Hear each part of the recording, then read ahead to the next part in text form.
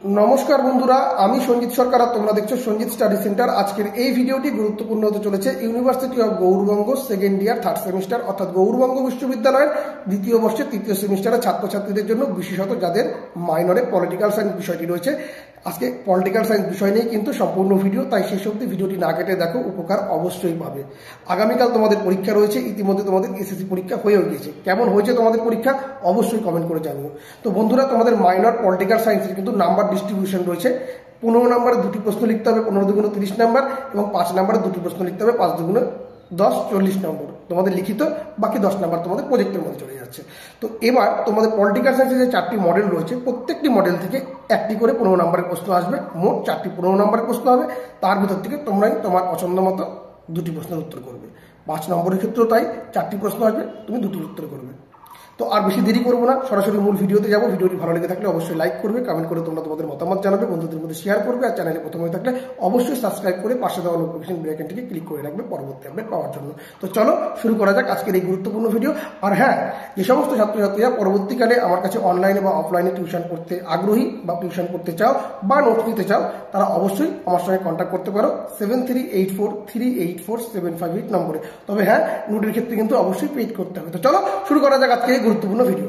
তো বন্ধুরা, তোমাদের থার্ড সেমিস্টারের পলিটিক্যাল সায়েন্স মাইনর পেপারে 15 নম্বরের যে প্রশ্নগুলো তোমাদেরকে খুবই গুরুত্ব সহকারে পড়তে হবে, সেগুলো একবার দেখে নাও, এবং ট্রিপল স্টার করা প্রশ্নগুলো কিন্তু খুবই গুরুত্বপূর্ণ।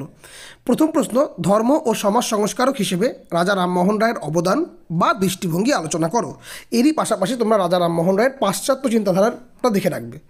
2 নম্বর, ভারতীয় স্বাধীনতা সংগ্রামে বা আন্দোলনে নেতাজি সুভাষচন্দ্র বসুর অবদান আলোচনা করো। এরই পাশাপাশি নেতাজি সুভাষচন্দ্র বসুর যে রাজনৈতিক জীবন বা তার রাজনৈতিক যে জীবন দর্শন, এই পার্টটা দেখবে।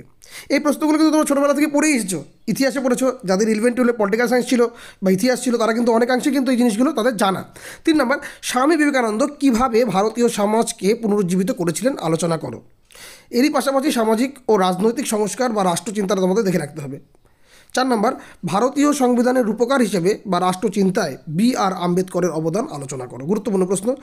5 নম্বর, মহাত্মা গান্ধীর সত্যাগ্রহ এবং অহিংস ধারণাটি সম্পর্কে আলোচনা করো। এই 5টা প্রশ্ন কিন্তু খুবই গুরুত্বপূর্ণ। এই 5টি প্রশ্নই কিন্তু খুবই গুরুত্বপূর্ণ। পরবর্তী প্রশ্ন, কে কেন রেডিক্যাল ডেমোক্রেটিক পার্টি প্রতিষ্ঠা করেন? এটা মানবেন্দ্রনাথ রায় করেছিলেন।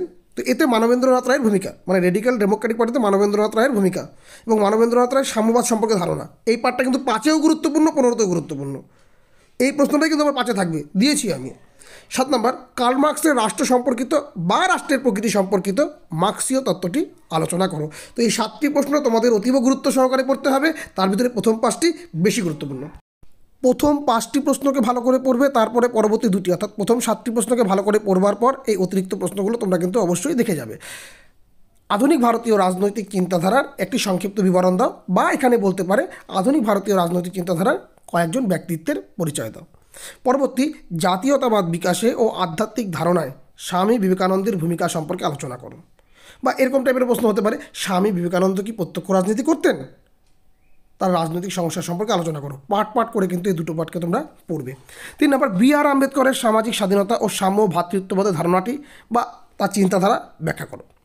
আর 4 নম্বর, সর্বশেষ অতিরিক্ত প্রশ্ন, আধুনিক ভারতীয় রাষ্ট্রচিন্তায় গণতান্ত্রিক চিন্তাধারার বিকাশে জওহরলাল নেহরুর দৃষ্টিভঙ্গি আলোচনা করো। এই 4টা প্রশ্ন দেখে যাবে, কিন্তু প্রথম 7টাই বেশি গুরুত্বপূর্ণ, তার ভিতরে প্রথম 5টি অতীব গুরুত্বপূর্ণ। 15 নম্বরের মতো তোমাদের 5 নম্বরেরও কিন্তু 4টি প্রশ্ন আসবে, তার ভিতর থেকে 2টি লিখতে হবে। আর যে প্রশ্নগুলো বেশি গুরুত্বপূর্ণ রয়েছে 5 নম্বরে, সেগুলো কিন্তু আমি স্টার মার্ক করে দিয়েছি। বড় প্রশ্নগুলোকে ঠিকঠাক করে যদি তোমরা আত্মস্থ করতে পারো, ওখান থেকে অনেকাংশে কিন্তু 5 নম্বর তোমরা পেয়ে যাবে। অনেক সময় 5-এর প্রশ্ন 15তে চলে যায়। তবে এখানে যে প্রশ্নগুলো দিচ্ছি, এগুলো প্রত্যেকটাই গুরুত্বপূর্ণ। প্রথম প্রশ্ন, রাজা রামমোহন রায়ের জীবন দর্শন বা রাজা রামমোহন রায়ের জীবন ও তার কার্যাবলী সম্পর্কে আলোচনা করো। 2 নম্বর, গান্ধীজির রাজনৈতিক দর্শনের মূল সূত্র বা বৈশিষ্ট্যগুলি আলোচনা করো।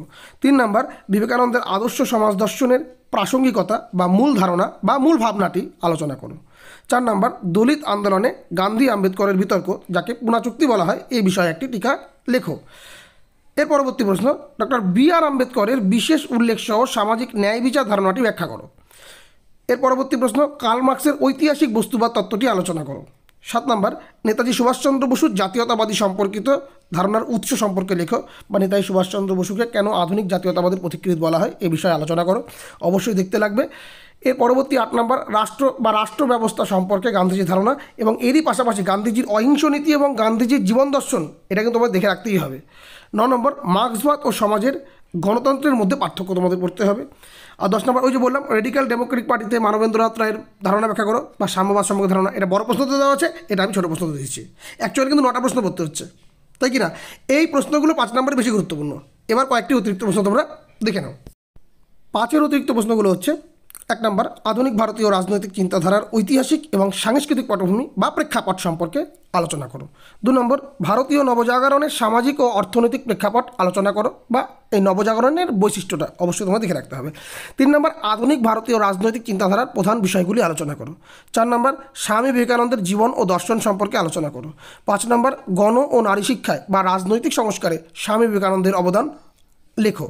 6 নম্বর, ভারতীয় বামপন্থী ভাবধারা ও আন্দোলনের প্রসারে মানবেন্দ্রনাথ রায়ের অবদান আলোচনা করো। তো এই ছিল তোমাদের প্রশ্ন, তোমাদের আগামীকাল পরীক্ষা। তো তোমরা আশা করি সমস্ত প্রস্তুতি নিয়ে নিয়েছো। তো পরীক্ষা দিতে বসবার পূর্বে এই প্রশ্নগুলোকে একবার দেখে নিও, রিভিশন করে নিও, এবং যেগুলো স্টার মার্ক করা আছে ওগুলো ভালোভাবে প্রস্তুতি রেখে দাও। তাহলে আশা করছি কালকের পরীক্ষা তোমরা খুব ভালোভাবে দিতে পারবে। সকল খুব ভালোভাবে পরীক্ষা দিও। এতক্ষণ অবধি আমার ভিডিওটি দেখার জন্য তোমাদের সকলকে ধন্যবাদ।